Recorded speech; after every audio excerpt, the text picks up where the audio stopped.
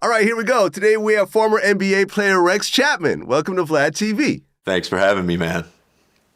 Absolutely, man. Congrats on your career. A lot of accomplishments along the way. Thank you. I appreciate it. Like I said, I'm happy to be here. Life is weird and life is hard, and it's an honor to be here talking to you, bud.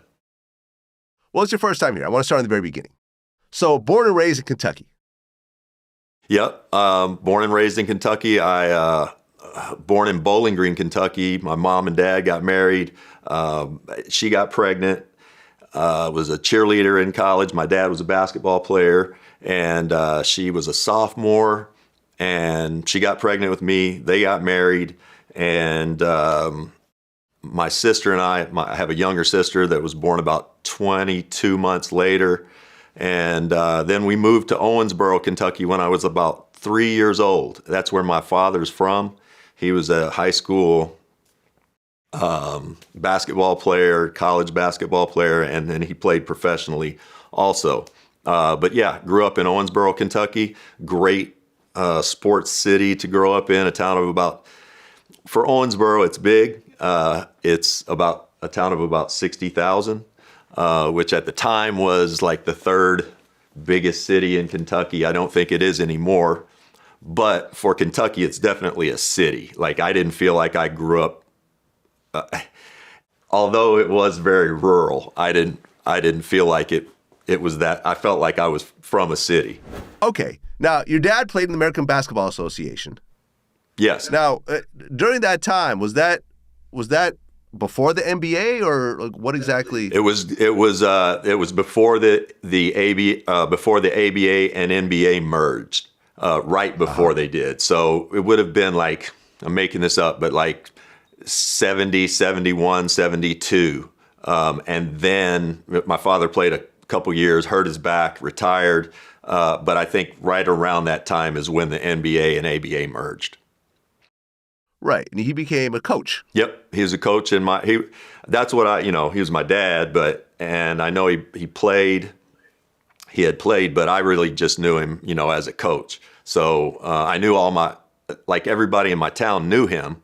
And I remember my sister and that was always really kind of cool that everybody knows our dad. They seem to respect our dad. So yeah, but we knew him as a coach. Yeah. Now, you said you had a little bit of a turbulent relationship with your dad. Like when he wouldn't win a game, things would get bad at the house. Oh yeah. Like he's for real. Like, he's from that Bobby Knight kind of throwback, cuss your players out, tough love, rarely any compliments. He was great. I guess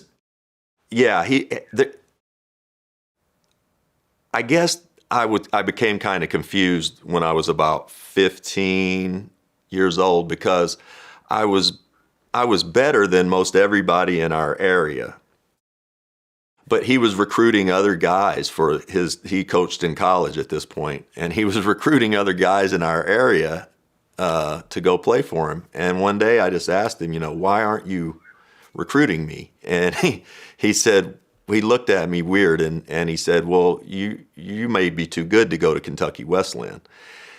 Well, that just turned my world upside down. I had no idea he thought I was that good. And then, but of course, the next week he might be saying, "Can I cuss on here?" Yeah, go ahead. The next week he might say, after one of my games, "You couldn't fucking play for me at Kentucky Wesleyan." So it was, I was constantly confused, but I think that was kind of a good thing because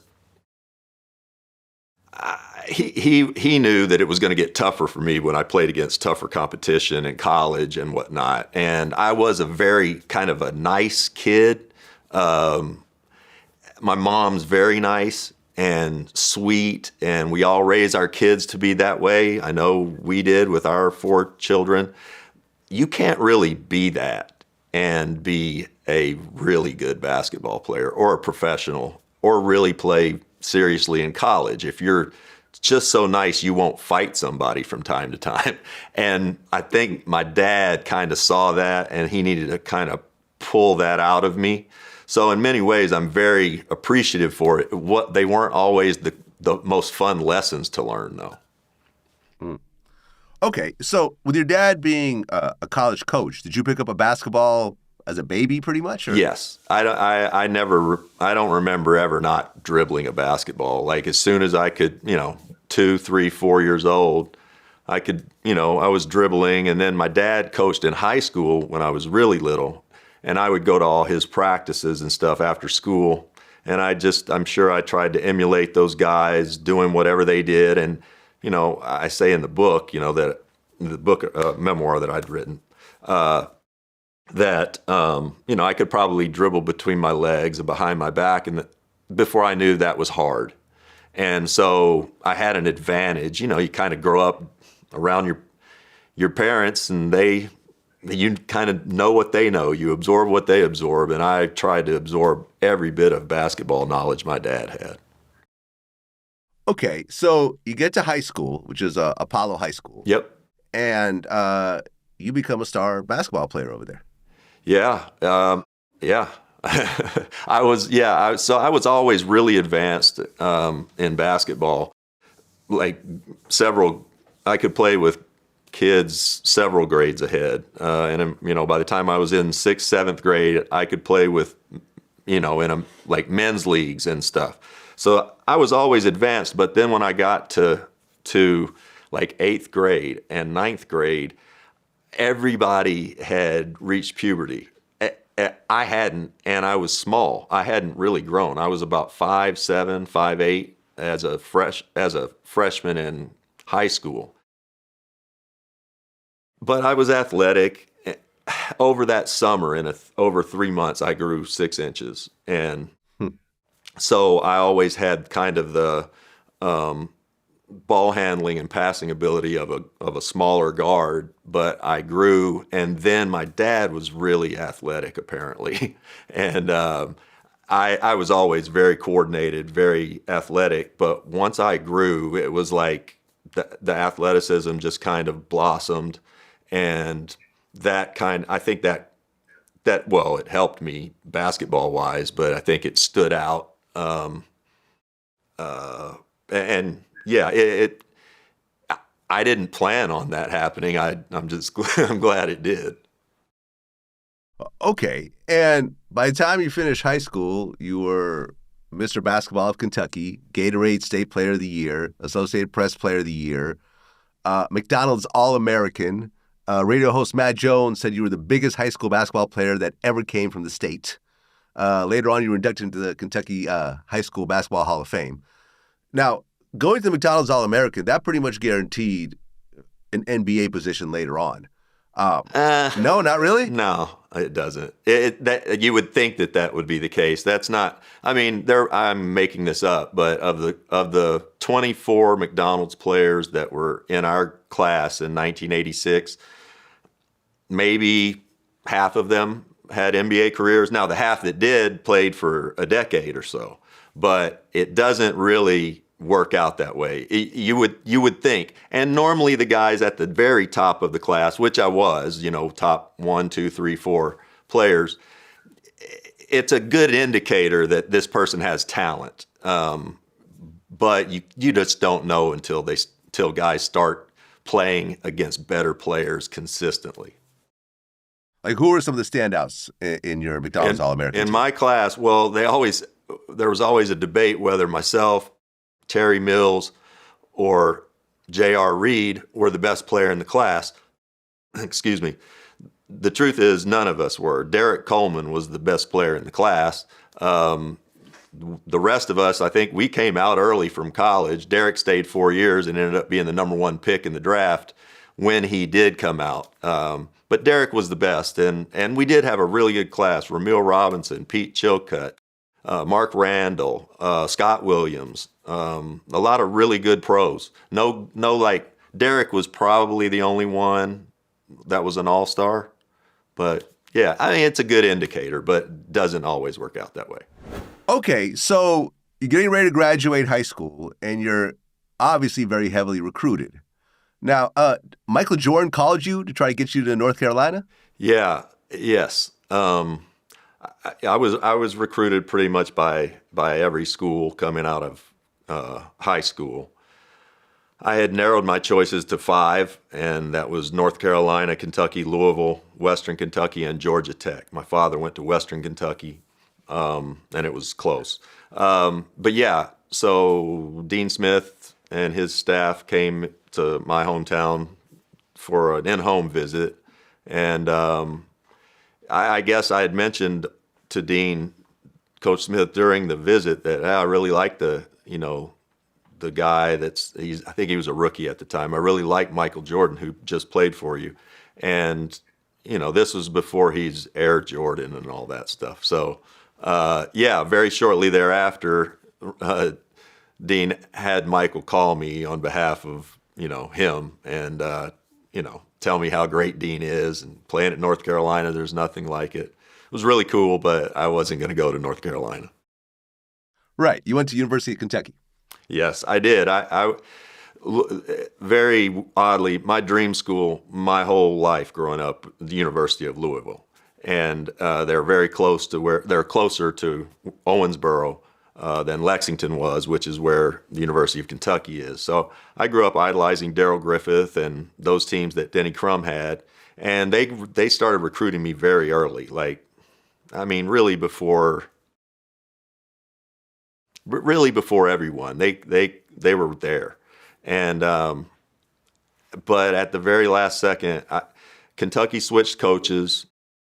They hired Eddie Sutton. He had developed some really good guards and put them in the NBA, Sidney Moncrief, Darrell Walker, Alvin Robertson. So he had a very good track record of that. And at the very last second, I went to Kentucky. And that's how I ended up there. Okay, so now you're a Kentucky Wildcat, and you hit the ground running. You were named the Southeastern Conference Freshman of the Year. You actually set a record for points as a freshman. You led them to the 1987 NCAA tournament, and really along the way, you're basically kicking ass. You scored over 1,000 points, and they were calling you King Rex on campus. Yeah, my dad, my father had me I think probably perfectly wired to go to college, and have success there, because I knew how hard he coached his teams and how hard he got on his players, and I knew that would be what it was like in college. When I left for college, he looked at me and said, I hope they don't redshirt you, because I only weighed like 165 pounds. And I kind of thought the same. We've got 8 or 9 McDonald's All-Americans on the team at Kentucky already who are older, bigger, stronger, and really good players. So I was prepared to go in there, and I was hoping to go in and maybe play 15, 20 minutes a game as a freshman, sophomore, and hopefully start by the time I'm a junior. But we started practice, and I struggled through the preseason, conditioning, all of that. When we started practice, I had a real advantage of knowing how to play. Okay, so during the time in Kentucky, you, who's white, had a black girlfriend. Yes. And I remember I had my first relationship was with a black girl as well. Around that time. We're a similar age. But I was in California, and you were in Kentucky. Yeah. So there's a different kind of situation going on with these two places. Yes. For me, I remember it was still a little weird for us back then. People would stare and stuff like that. But Kentucky is the Bible Belt, and it's a whole different kind of situation. So what would happen when you and your black girlfriend walk around on campus together? Yeah, so Sean Higgs is her name, and Sean and I we knew each other from the time we were, early teenagers. Her brother, Mark Higgs, played in the NFL. He was the best football player at Kentucky when I was there at Kentucky. Sean we're still good friends. Sean was a track star in high school. She won the state 100 meters twice in a row, our junior and senior years in high school. Folks in our hometown we were discouraged from really dating publicly. And so we hid it when we were in high school for the most part, which was just, when I think back about it, it just really bothers me. But then we got to Kentucky, UK, and we thought, we're going from a town of 60,000 people to a town of 500,000.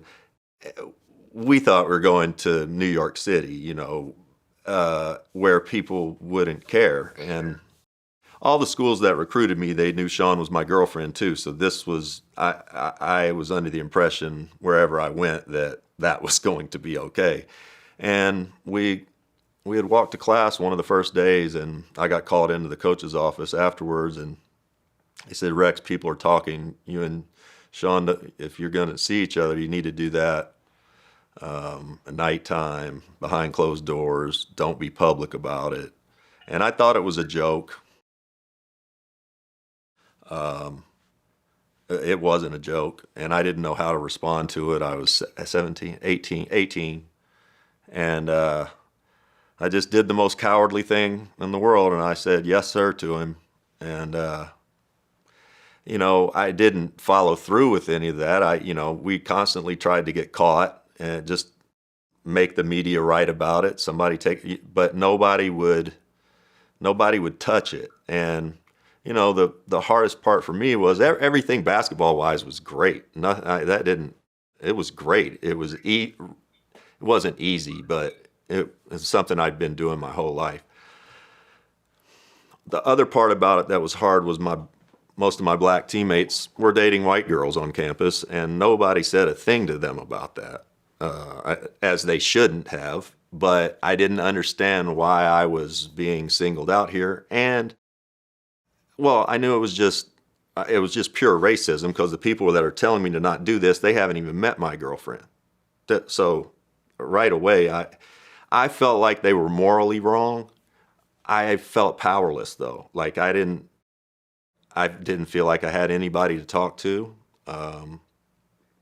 and I felt lost in everywhere except I could control what was on the basketball court, but I really was upset, sad, angry, all of it off the court.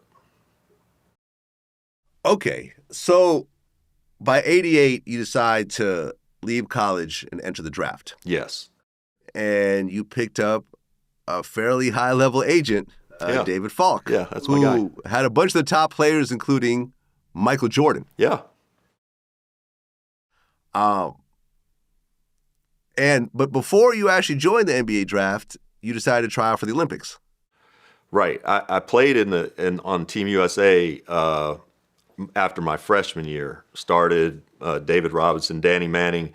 We were upset by Brazil and Oscar Schmidt in an unbelievable performance by Oscar Schmidt that really set in motion the dream team. Because until then, college players, we were running through the USA, and we were running through Brazil until that night. And this guy got hot, scored like 46 or something like that. He'd been playing with a three-pointer. He was 32 years old. I was 18 or 19. We'd only been playing with a three-pointer for 1 year. And, we'd never seen anything like it. Anyway, so I played on that team, and then I declared for the draft. And David told me, he said, listen, you can only hurt your draft status by going and playing on the Olympic team. He said, you'll go third behind Danny Manning and Rick Smits if you don't go. And I said, there's no way, I'm going. Well, right before I got to trials, I got undercut and had a hip pointer. And so I struggled all the way through the trials. They kept Sean Elliott and I until we were the last two, and they cut us both.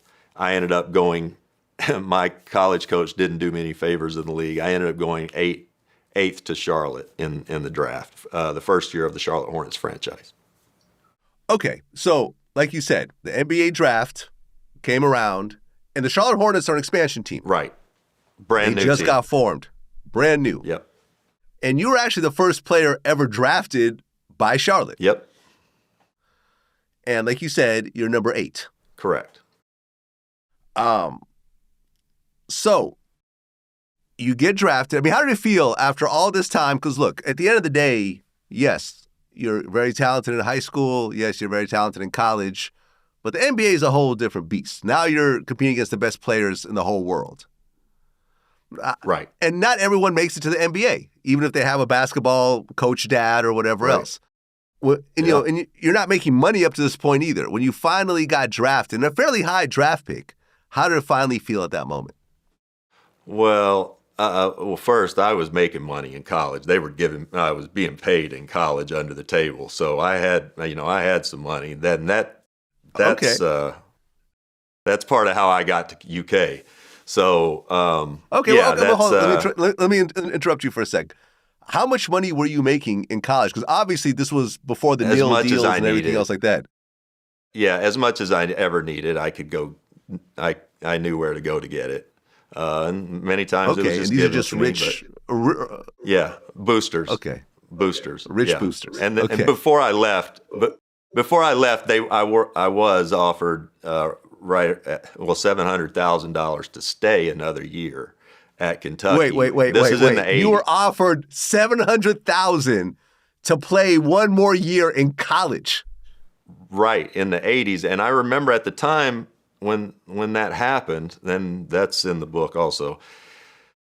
I remember in that moment, because my parents weren't in the room, it was just really weird. And I just remember thinking, they're trying to get me to stay, and this is definitely making me want to leave, because what are you telling me? You could have been doing this the whole time, and now, I'm threatening to leave, and now you want to come out of pocket with some money, like real money?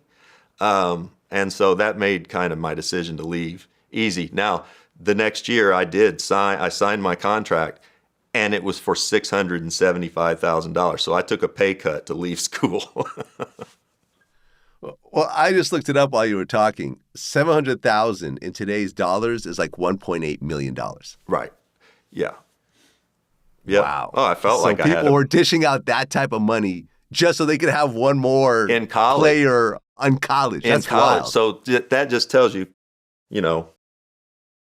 how much money these schools have been making forever and not paying their labor. Okay. So you get drafted to Charlotte, and your agent also represents Michael Jordan, like I said. Yeah. And he actually invited you to go hang out with Jordan. Yeah. It was, I couldn't work out at UK anymore because I wasn't a member of their program. And I'd been drafted, and going back and playing against my dad's players at his school. They're great, but they're Division II players. And I just was having trouble finding any real games to help prepare me for training camp. And so he asked if I wanted to go out down to North Carolina and hang out with Michael for a bit. And we hung out for a week or two and played basketball, golf, gambling, all of it. So and Michael and I were very good friends the whole time, and still buddies. But his folks lived in Charlotte, and so they came to all of our games. I got to know them and his whole family very well when I was living there. So but I went down the first time and hung out with Michael summer before my rookie year. Well, Jordan's gambling is legendary. And he would gamble anyone for anything. He would gamble a security guard for $5 in a game of dice and expect the guy to pay him. Yep. After he lost. Yes. And you actually experienced this on the golf course. Oh yeah. Well, we played a lot of golf over the years. This one just happened to make it in because it was the first time we'd really hung out. We played. Michael had several buddies in. I could name them, but I won't. And we played golf, cards, everything for days. But I had no idea how much money we're playing for, nothing. Also, I don't really have much money. I've got a little cash in the bank. But at the end of the trip, he said, all right, you owe so-and-so 10 grand, blah, blah, blah, blah, blah. I had a checkbook, so I wrote a check for 10 grand, gave it, and then I had to call up a a booster friend in Kentucky to get him to wire me some money to cover the gambling debt and get me to my first paycheck in the fall. And I actually interviewed James Slim Bowler, who ended up gambling with Michael Jordan on the golf course. Mm-hmm. And that actually led to the whole scandal of Jordan getting caught for gambling and everything else like that. So later on, this golf gambling kind of bit him in the ass. But he was always like this. This wasn't something that just happened at that point. He just likes the action. That's all. That's all. Okay, so now you're getting ready to join Charlotte. And before you actually join the team, you get invited to the team owner's house, George Shinn. Right. Yeah. And he takes you downstairs to his bar, and he asks you about your black girlfriend. Yeah. This was so disheartening because that was a big reason why I wanted to leave school, just because I felt taken advantage of, really, at UK, because I did everything they asked me to do for them. Everything on the court, off the court. And, those people are not there anymore, but that whole era, they just didn't treat me very well. But that was a big part of why I wanted to leave, just because I didn't feel like I could really be myself there. And so I'm at George Shinn's, and I was holding out for $25,000 more a year. The team was in training camp already, and David Falk and I met over at George's house. David was upstairs with a guy named Spencer Stolpen, who was the CFO or CEO, and I went downstairs with George, and he poured me a Coke. I didn't drink at the time, and said, hey, the first thing he said to me, or the second, he said, hey, do you have a black girlfriend? And it just floored me. It's the first time in my life I'd ever really stood up for myself. And I said, and I didn't at the time because we were broken up, but I said, no, I don't. But if I did, and that makes me a bad guy, then I guess I'll just be a bad guy. And I was really upset. And he got very defensive. Oh, no, I don't care. And he said what you said earlier. I had never heard the term Bible Belt.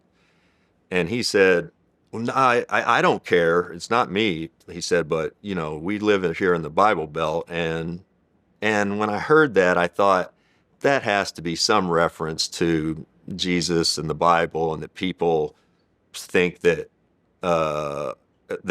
blacks and whites shouldn't intermingle, like it's a moral thing. And that made me I was enraged.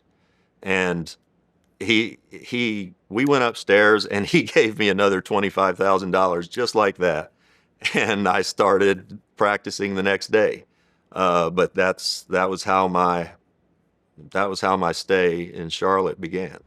Okay, so now you're playing for Charlotte, and your teammates are Muggsy Bogues, who I interviewed before, and Del Curry, who is Steph Curry's dad. Yeah. And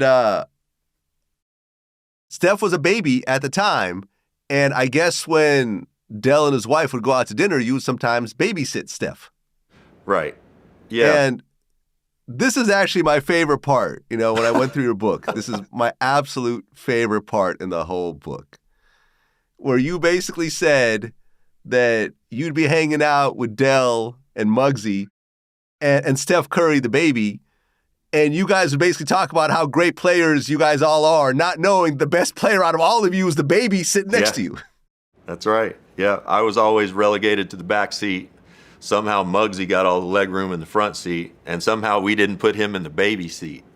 But Stephen would ride beside me in the back, and Del and Muggs up front. And I'm sure we weren't talking about how great we were, but we're probably listening to sports radio. Muggsy was a lottery pick. I was a lottery pick. Del's a first-round pick. The idea that the baby sitting next to us would be the best player maybe in the world ever, or the greatest shooter ever, or even an NBA player at all, it was not even something that you would think about. Now, he was the best baby, the best little kid, the best, like all the way from born to the time he left and went to Davidson, the best kid in the world. And if there was any of the kids that we all grew up around that would have gone on to do this, Stephen is the one that deserves it. I mean, and Dell and Sonia and that family, they're just, Dell and I played the same position. And he was my best friend, he and Muggsy, from the time I got there. I was also the youngest player in the NBA by a lot. And, didn't know how to wash clothes and do laundry or cook food, anything. And so they took care of me. They raised me as much as they were raising their own children. Okay, so now you're in the NBA, and this is the first time you're starting to have real money, but you have absolutely no concept on money management, writing checks, anything else like that. And you're essentially spending money very quickly. You're buying a new car every 6 months and so forth. What was, describe that whole situation and how you're kind of dealing with that early on. Yeah, I didn't, I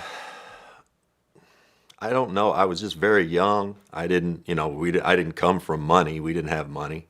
I assumed, if I'm making it, I can spend it. And as long as I'm playing basketball, I'll have money. That was how I looked at it. Also, I didn't party, like I didn't drink, I didn't drug. I had friends that did, and I would go hang out with them and whatnot, but that was not what I did.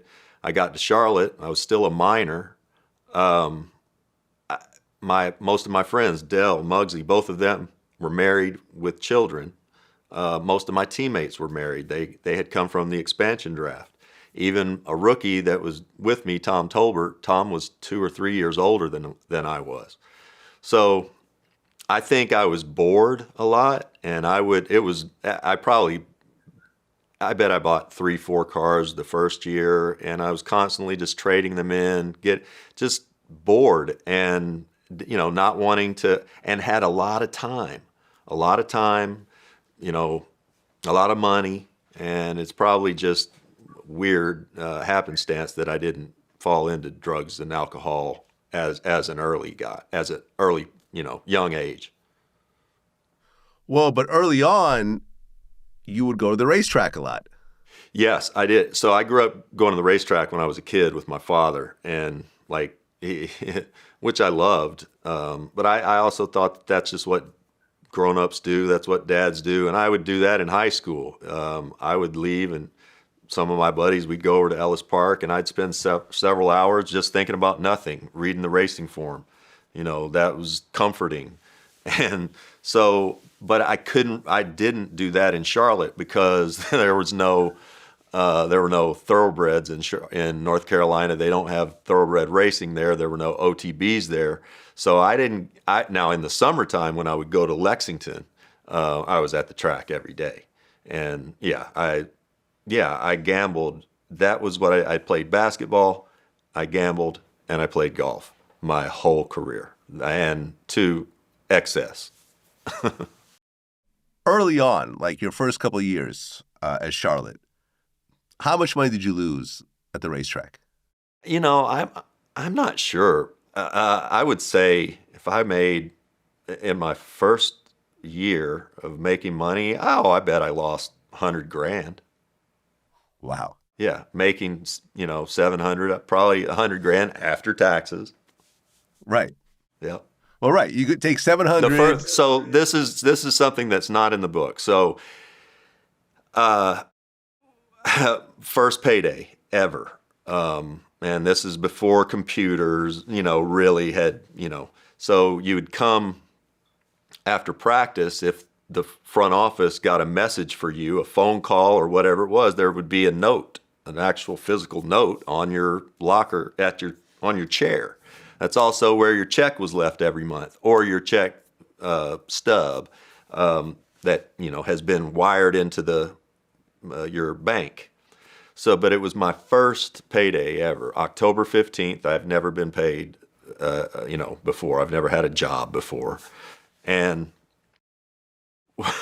I got my check and it said, I'm making this up, but $50,000.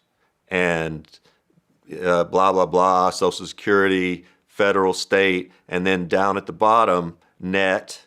And it was like, again, 34,000. And I turned to Dell and Muggsy and said, what is this? I said, all right, I've heard about tax returns. When do we get this back each year? And they said, what? And I said, when do we get this back? And Dell said, you can't be this dumb. I said, well, apparently I am. He said, we don't get that back. Stop it. You pay taxes and it's gone. So, yeah, I didn't know much. Okay. Well, you and Michael Jordan were continuing your relationship. And one of the things that you mentioned, which I haven't heard before, was that people don't mention with Jordan is his hands. Oh, yeah. I don't know why. He has huge hands. Yeah, I don't know why that doesn't lead every conversation about him. It's the most, it's the most unique thing ever. Playing basketball, look, I always say this, if a shot goes up and it glances off the rim and it's going toward the corner and 5 of you guys are going after it, 4 of you are definitely going after it with 2 hands because the ball's going away from you. You got it. If you can, as the ball's going away from you, reach out and grab it with one hand and suck it back all in one motion and be gone the other direction, you're playing an entirely different game. Michael picked the ball up off the floor and grabbed it, dunks it like it's a grapefruit. The ball is like a grapefruit in his hand, not a basketball, not a volleyball. It's almost like a grapefruit, softball maybe. It's that big. And the fact that he was able to become a shooter, his first few years when I played against him, he couldn't shoot. Like, I don't mean that. Like, that was what you allowed him to do because he could do everything else. You made him shoot. And he'd still get by you. But that he was able to hone in later on and become a great shooter is one of the most amazing things ever. Try shooting a softball sometimes and see how that feels because it's weird. What was it like to actually play against Jordan in the NBA? Great. Best thing ever. Like, if you're a competitor and, like, I'm super bummed. I played against Kobe. Kobe wasn't great. He was really young and bad his first couple years. He was becoming really good by the time I left. I regret that I didn't get to play against LeBron. Playing against the best of the best. I played against Kareem, Magic, Larry. The best. If you don't like that, you really don't belong in their league. And those guys were all very much better players than I was. I could get them on any given night, but they're big, they're fast. These are the best of the best. And that's the way it was. The thing about Michael was difference, say, Clyde Drexler was also very good, very big, had a lot of the same attributes. But Clyde, if he was playing against the Hornets, Clyde might not. He might just kind of coast through the game. Michael came to kill you every single night that he played. And if you weren't ready to play, he would embarrass you. So you had to be on your best to play against Michael. And again, that stuff is so fun as a competitor. I can't really express how fun it was. Was Jordan the best player you played against? Yeah. Oh yeah. Yeah. That's an easy one. And I say this because at the time, we weren't going, this is the best player in the history of the game. Nobody wants to say that about an opponent. Nobody, ever. So that's not wear another man's shoes? Nobody wore Jordans. Are you kidding me? Steve Nash asked Michael for later on when Steve and I were teammates. Steve and I talk about this all the time. Steve was a rookie. He got in the game and playing against Michael and asked him for his shoes at the free throw line. And I went up to Steve and I said, are you fucking kidding me? Don't do that. And then I talked to him after the game, and we laugh about it, of course, now. But, he'd had posters of Michael on his wall and all of that. And when you're out there to compete, man, that gives that man life. And the last thing Michael Jordan needs is just more life. I need him to have less life when he's playing against me.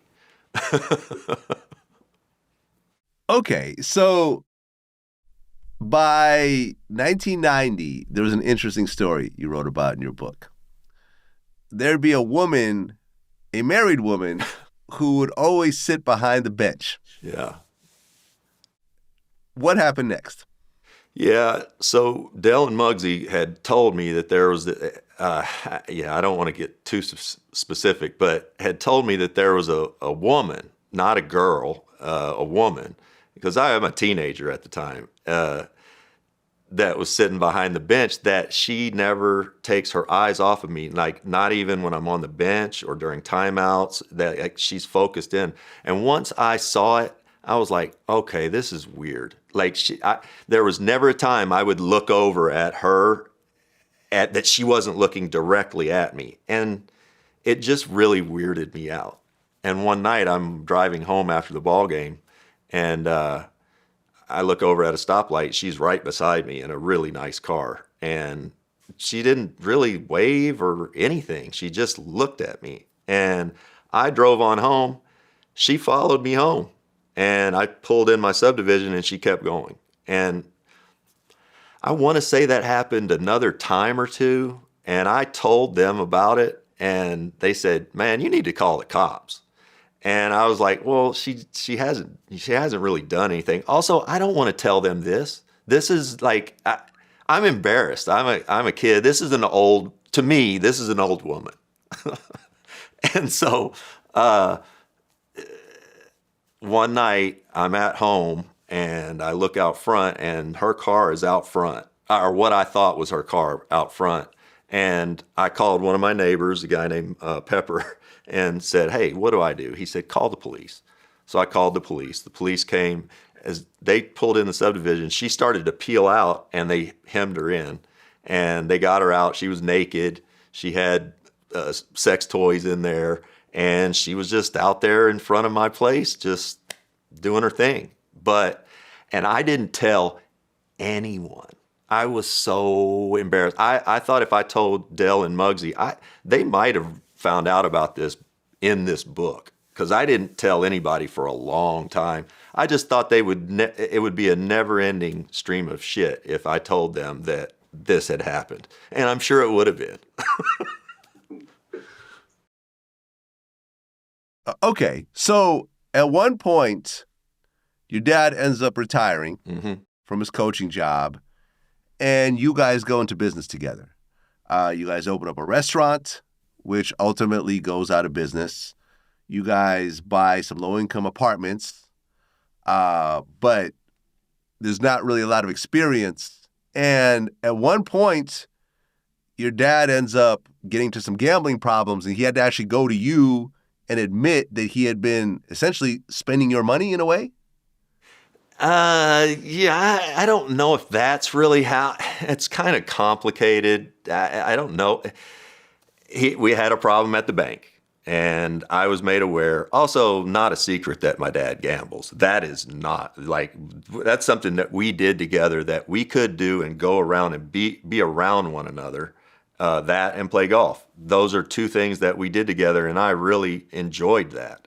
And so when he came to me, of course he's upset, and I'll never do it again, and don't tell your mom. And so of course I didn't tell my mom. But yeah, so and to go back, my dad's dad. I can remember him telling stories when I was little that, only time his mom and dad got in a fight or argument was over him going to the racetrack. And that's what I remember with my folks. And that is definitely the case, or was definitely the case with me and my ex-wife. So I didn't understand any of it. I didn't know why I was doing it. I just needed an escape.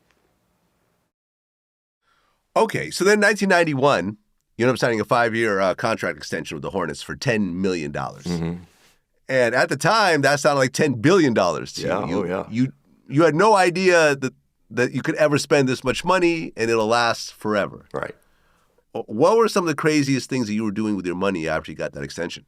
Well, like my gambling went from, it probably jumped tenfold or fivefold anyway. If I was betting $500 a race, I'm betting $1,500 a race now.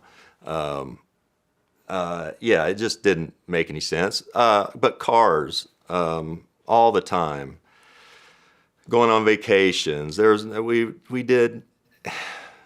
There's just no end to how frivolous and irresponsible that I was. I can't. I know this. Had I not signed another contract after those first 3 years, I wouldn't have had any money left there. I don't think, or it wouldn't have lasted for very long. Well, there's one thing to actually go to the racetracks to bet, but then you found out about off-track betting. Well, off-track betting, that was becoming a thing, but that simulcasting was becoming a thing where, used to be racetracks didn't commingle, and they had one pool at their track, another pool. Well, then all the states started, simulcasting came into play, and that was heaven for me. Instead of going to the track and betting 9 races a day, now I can go to an OTB and bet 90 races a day. But also during that time, we had an exhibition game in Vegas. I was still underage, but they let me gamble there. And once that, blackjack, right up my alley. And the thing with blackjack, you can only blow so much money a day at the racetrack. I mean, at the casino, oh man, you can really blow money. I mean, if you look at all the gambling you've done throughout your life, if you were just eyeball how much you lost. 20 million. I mean, 20 million. Yeah. I mean, wow. 15, 20 million, I would guess. After taxes, let's say I made 40 million. No, probably 10, I guess, 10, 12 or so. That's still a lot, man. That's still a huge amount. And I guess for me, I never really got into gambling because I remember that feeling when I first walked into a casino and I looked around and said, all this extravagant real estate and all these lights and all the staff, it's all made from people losing. Yeah. Every last dollar. Yes, there's a few shows or whatever, but it's all really based on the gambling. And if all this is based on, sorry, go ahead. Well, I'm curious now, but like what was your relationship to money at that time when you walked in there? How old were you? And yeah, no, that's a good point. I didn't have a lot of money. No, I just wonder because it was like college. I didn't have a lot of money, but I did know that it was not a great investment. Yeah. And once I started having real money, the first thing I looked into was stock investing. I started reading Warren Buffett's book and everything else like that. And that changed my whole life to this day. I think this is a very good point because I didn't start out playing basketball to make money. I started because really I was attention deficit and it made me happy. It got me out of my brain. The money I made playing, all of it, I never really felt like I earned. It was just a byproduct of me having a jump shot that could travel the country. I didn't feel like it was a job. It wasn't like I was good at it, but I really didn't feel like I earned it. It just happened. And, also it happened at a very young age where I was going through a lot and I didn't have any coping skills. So just trying to stay away from drugs and alcohol, I was gambling. Okay. So in 1992, after 2.5 seasons with the Hornets, you get traded to the Bullets. How did that feel? It was a little hurtful. It's the first time in my life I'm, being told, we don't really want you here. You got to accept that another team does want you and get over your feelings pretty quickly. But also, I was ready for a move. I never felt like Charlotte was. I was just very young. The team was new. We lost all the time, and in my young mind, there was sometimes I didn't even feel like it was in the NBA because it's a brand new uniform. I've never seen these things before. I was kind of excited to go to an established NBA franchise. Okay, so you start off in 1994, and you had a strong start, but then you had a situation where you were going to the basket and you came down on Dennis Rodman's foot.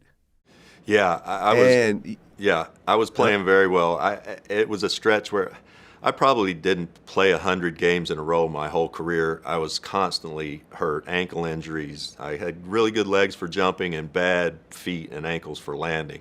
So I was constantly getting hurt, but I had put together a good stretch and was on the verge of making the All-Star team. Our owner had called me, and our GM, Wes Unseld, and said that I was going to make the All-Star team, be voted in by the coaches. And that afternoon, went out and was playing really well. And on the first quarter, I went to lay one in and came down on Dennis Rodman's foot. And it felt like a sprained ankle.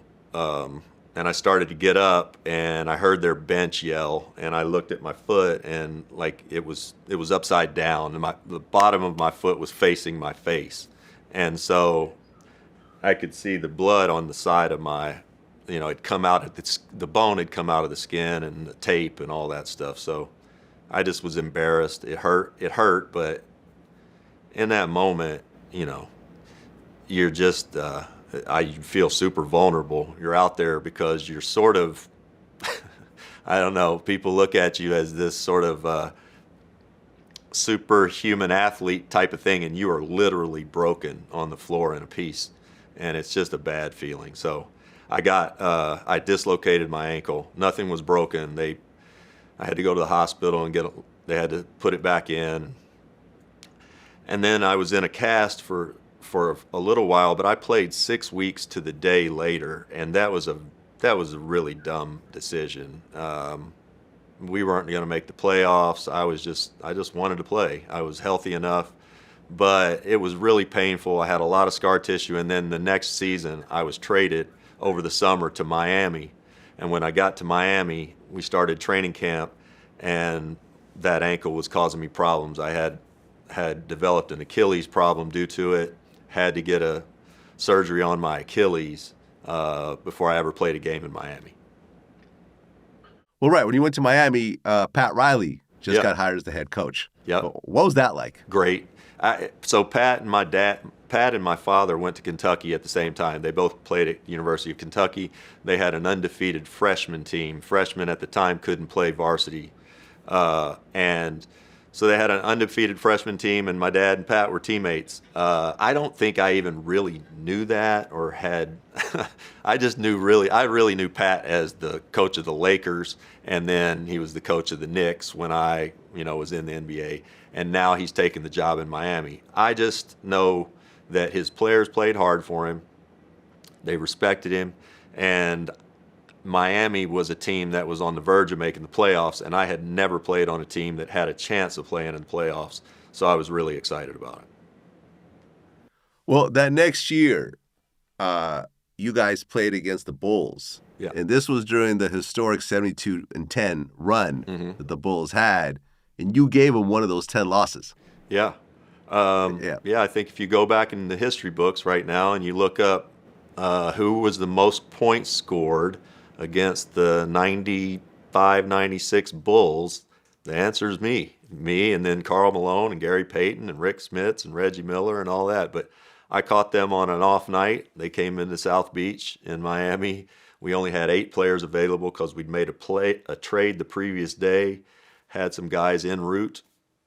I'm sure they thought they were coming in to just saunter to another win, and we caught them off guard. I made a bunch of shots that night, and we put it on them. Okay, but then after that, you continue to get injured over and over again. Yeah, yes.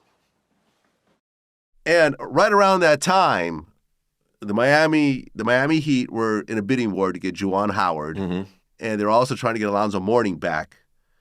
And essentially, they wanted to keep you, but the only way they could keep you was to offer you the league minimum, which was about $250,000. Right. And you had made $2 million the year before, so you were upset that they lowballed you. Yeah, and I was a starter in the NBA.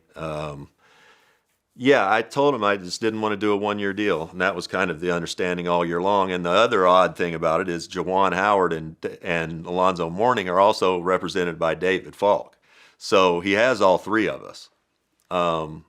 And they offered me a one-year minimum, and I said no, and they renounced my rights. And then they signed both Alonzo and Juwan, but then the league rescinded the Juwan trade. Juwan went back to Washington, and they unrenounced me and then offered me like $900,000 or $1 million. And then I also turned that down and became a free agent. And that's when I signed with Phoenix, also for the minimum. But that was a place I knew I would go and start.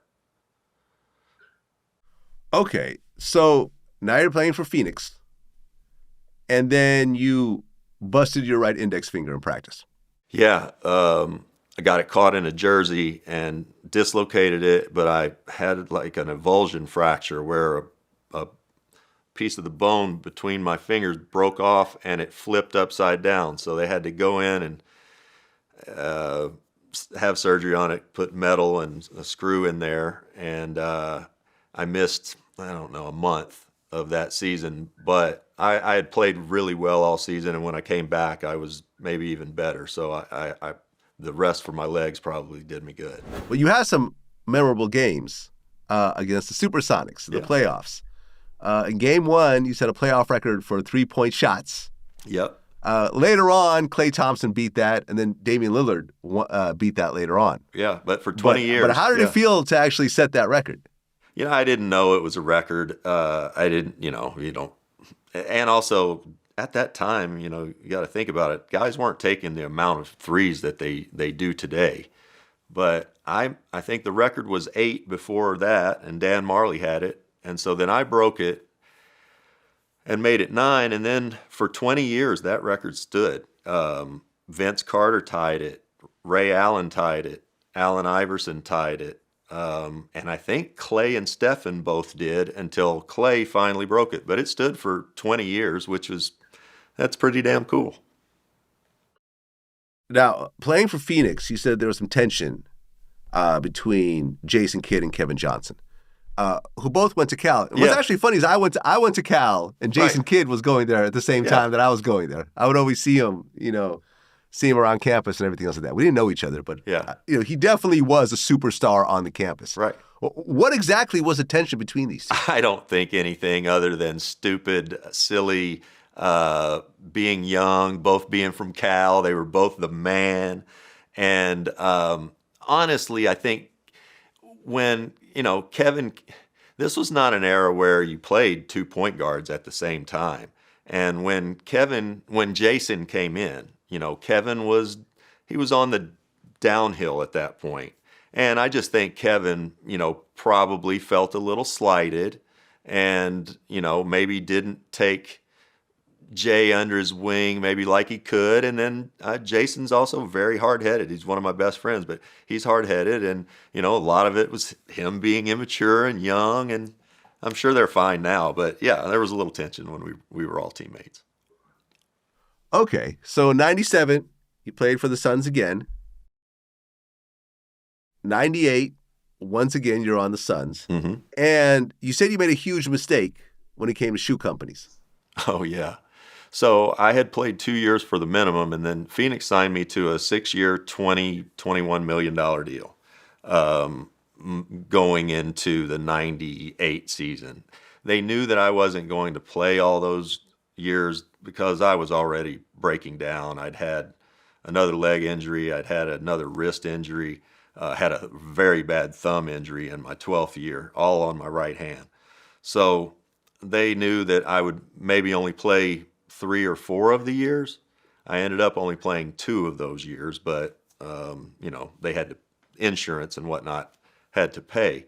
But yeah, I had signed a substantial contract, and I had worn Converse my first 5 years, Nike my next 5 years, and then going into my 11th year, a shoe company called And One wanted me to be their first NBA basketball player to wear their shoe. I said, sure, they're going to pay me a little more money than Nike was going to pay. And so I did it. Within days, like, the shoes were just not very good. I started having a nerve problem in between and the ball of my foot. And I played with it all year long, taking cortisone shots, Novocaine shots before ball games just to get through the games. I ended up having a neuroma that had to be removed at the end of the year, but yeah, it didn't help my injury problems. Well, yeah, as you were going through this foot pain, the doctor prescribed Vicodin to you, which is an opioid. And that set off a whole bad chain of events. Yeah, again, I had Vicodin and I guess Lortab or whatever after surgeries before, but I didn't like them. They gave me really weird dreams, and I didn't sleep very well. I never slept well anyway. I'm a notorious insomniac. So I didn't like them. And also I was always needing to know, how bad it hurt, because I got to play. And so I didn't want anything numbing that medicine. So I was always off the Vicodin within a couple of days.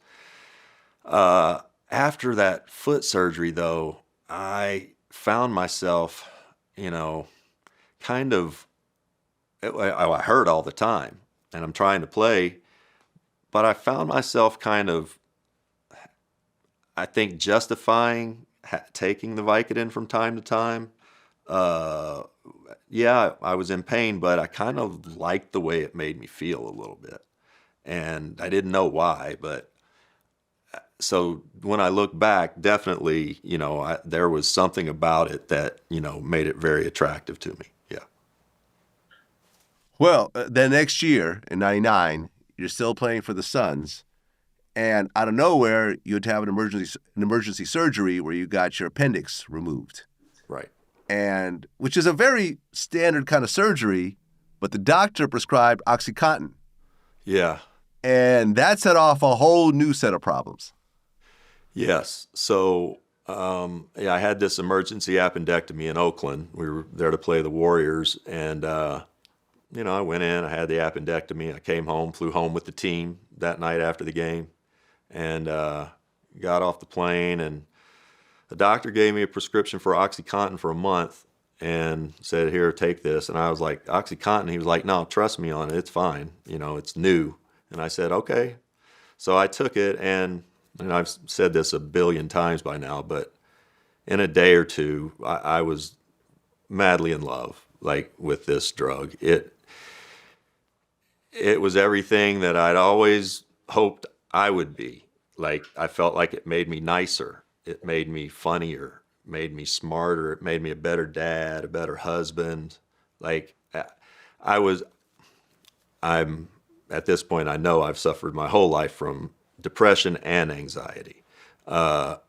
This was like a miracle for me. I always felt like an asshole a little bit, because when people came up to me that knew me and I didn't know them, there are times that I would be wanting to watch our kids play or wanting to watch the game or whatever. And when people would come up, I probably didn't give them the interaction that they were looking for, just because I didn't want to talk to everybody.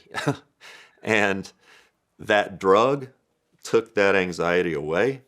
People would come up, talk. I really did. I felt nicer to them. And to me, that was just something that was super attractive. Well, yeah, but that turned into a full-blown addiction. Yeah, I never picked up another basketball. I didn't, and when I look back, that a good friend of mine, John Lucas, is somebody he's been sober for 30 years. I've been clean for 9.5 years. But John has always said, a professional athlete dies twice, at the end of their career and at the end of their lives. And I think there's really some truth to that. All I was in my mind was a basketball player my whole life until I stopped playing. And if you don't fill that void with something positive, you're going to fill it some way. And all those game winners in practice and in games, and causing an opposing coach to burn a timeout that he's going to lose sleep over. All that stuff is a real rush. It just is. It's so fun. It's hard to describe. And when you leave, when you stop playing, that's gone, and you don't even know it's going to be gone. So I just went straight from playing to self-medicating, and I was off to the races. In a matter of 18 months, I was taking about 40 Vicodin a day and about 10 OxyContin a day. And the OxyContins were like 7 to every 1 Vicodin. So it's roughly 50 Vicodin a day, or 100 Vicodin a day. I was a mess, and I needed help. Well, yeah, not only were you popping oxys and Vicodins every day, but you were also going to the horse races. Oh, yeah. And this is, you now no longer have an NBA salary. Well, true and untrue. I am still being paid for the next 3.5 years by the Suns. They still owe me $13 million. Oh. So, yes. So I do have money. And also, I think by that point, I had actually saved like $5 million. So, yes, I was, and to that point, I'd say I'd made 12. So I was not, my gambling, where it was a problem, it was not what it was going to become. Okay. Well, finally, at one point, Danny Ainge actually got you to go into rehab. Yeah, he came to me. Danny's one of my good buddies and somebody I really admire and look up to. And his wife and my ex-wife were friends and are friends. And he came to me and just said, "Hey man, you look terrible." Danny wasn't coaching. He had finished coaching and he hadn't taken the Celtics job yet. He was living in Arizona. And he asked me over to his house and he was like, "Look at yourself and what you're doing. You're tearing your family up. You're out of control. And look at you. You look bad." And I wanted to stop taking the medicine. I didn't know how, so I went to rehab. And I got there and spent a month and 7 days of just hell and detox. And I got out and I was so happy to be off the medication. But then I got home and I had this like pit in my stomach, and which I always thought was like withdrawal. And for 6 months, I bet I had that feeling. If we went to a movie, I would take a pillow and put it over my stomach, and just had this achy, dull pain in my stomach. And I had to get another surgery on my wrist to have a screw removed that was working its way out on its own. So I went in, and where I should have said, "Hey, I got a problem with opioids," of course I didn't. And they gave me Vicodin for, it was outpatient surgery. I took 1 Vicodin, that pain went away. I was like, fuck. And so within months, I'm back to taking 20 Vicodin a day. And I can't whittle off, and I feel like the worst person in the world. And I went to my ex-wife because I didn't want to hide it. I didn't want to, and I just said, and we were married at the time, four little kids under 10. Yeah.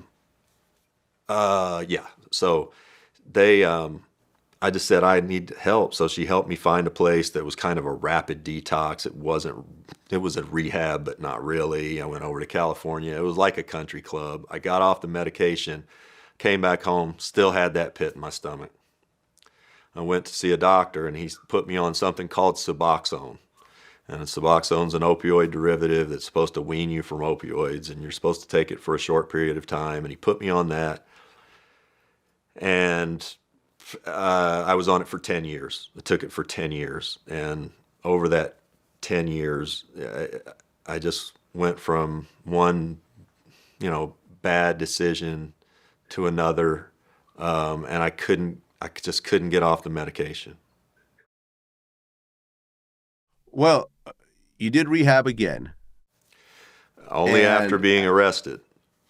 Yeah, I was arrested in 2014 for shoplifting, and every time I say that, I want to fucking run out of the room, or I want to hide. Okay. So sorry, but yeah, so I was arrested for shoplifting and pawning things from an Apple store to pay for my drugs and gambling, and so. Yeah, a bunch of cops showed up at my place to put me in handcuffs and took me to jail. And I really didn't know why. I mean, it's hard to explain. You're just sort of in an opioid stupor at some point, and you don't really think much past your immediate future or the next time you're going to get your next, high, or you put medicine in your mouth again. And so I was just lost, and finally they tell me what I'm there for. I asked for an attorney, and I was charged with like 14 felonies, and it was bad. It was bad. And a buddy of mine, longtime friend, and my sister, they said, "Look, we got it. We need to get you into rehab." And I needed to go there for myself, but also for legal reasons. I mean, I needed to make right some of the shit that I've done. And so I went to rehab. My sister scooped me up, dropped everything she was doing. I went back to Kentucky, and a good friend of mine runs a rehab place in Louisville. He's the CEO. His name's Paul Andrews, and we were college basketball teammates. So Paul took care of me. I went in there, and that was the first time I got off the medicine, 7 days of detox, and that was really the first time I got with a therapist. Her name's Kim Peabody, and she and another therapist named Greg Germany over the course of the next, 10 years, but over that immediate 6-month period right after, just everything to me. They started giving me a little bit more confidence, making me believe in myself a little bit again, and then giving me some tools to know that, look, man, sitting in your bad emotions, everyone does that. Everyone does it. It's not fun for anybody. But apparently I started, just coping with anything negative or bad in my life with pills and gambling. And that was just how I coped. And I didn't know any other way. So I had to really learn, almost learning how to walk again. But it was really the best thing for me. I had to learn the value of $1. I remember getting to rehab and just having an overwhelming sort of exhale, like, okay, this is where I need to be. And it was listening to a lot of people and, setting my pride aside and trying to find some humility to figure out why the fuck I did the things that I did and do the things that I do. Well, yeah, I mean, after getting caught stealing from the Apple store, you were charged with the felonies, but you ended up getting probation. You avoided jail time. Yeah. Which was lucky, because if you didn't have the right legal representation, you would have gone to jail. Let's be quite honest. I could do that because I could pay to do that. I had friends that, there's another guy in Phoenix, and people should look it up. His name's Richard Dumas, and Richard played for the Suns also. Richard had drug problems. Richard he was caught shoplifting at an Army base, and Richard didn't have all the money to get himself out of jail and all that stuff, and his probation was longer than mine, and all of his punishment was worse than mine. I've got a cousin that I could borrow $25,000 from and pay restitution for, and so I had all kinds of advantages that most people that blow everything, I had access to. So I carry some guilt and shame about that too, about, I have some advantages that others haven't had in trying to recover. Well, yeah, I interviewed Richard Dumas a few years ago, and he was dealing with crack addiction while in the NBA. Yeah. And yeah, I mean, things got pretty bad for him at one point. And I mean, by the time you were caught stealing from the Apple store and getting arrested, was all the money gone, or did you still have money left over? I mean, yeah, I had investments that I didn't do anything. I had people that handled my money, so I'd have $50,000 coming in at the end of the December and $30,000 coming in from bonds, municipal bonds, and long-term type stuff that somebody had really. My money person hid money from me. I always hoped he was doing that, and it turned out that he was. And when I found that out, I'd just gotten divorced. That money was gone in months. So I just was so rock bottom, and I knew it was running out, I guess. I just couldn't. There's no way to logically describe a mind that's on opioids and just in the pits of a gambling addiction, because you are constantly trying to dig out. You're chasing, and it's just a never-ending life of shit. Well, you end up publishing a memoir. It's Hard for Me to Live with Me. And a lot of this interview was taken from this book. How hard was it to actually write all this out, knowing that you have an ex-wife and you have 4 kids and they're all going to read this? And a lot of this stuff was probably kept secret from them. They probably found out about it, a lot of things for the first time by reading the book. It's been terrifying.